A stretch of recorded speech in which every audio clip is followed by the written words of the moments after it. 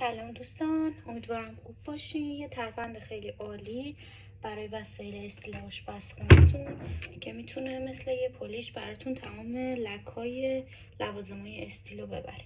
همونطور که میبینین این جای سازی مقدار لک گرفته.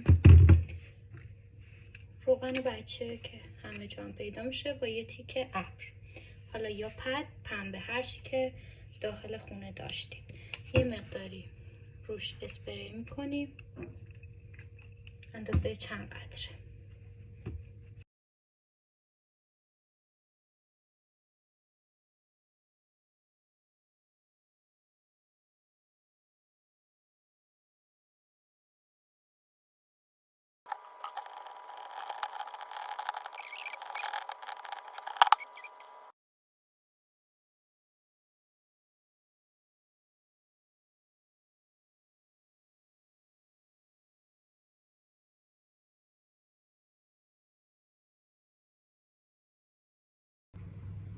اینم پایان کار میکروفر که بسیار تمیز و براق شد.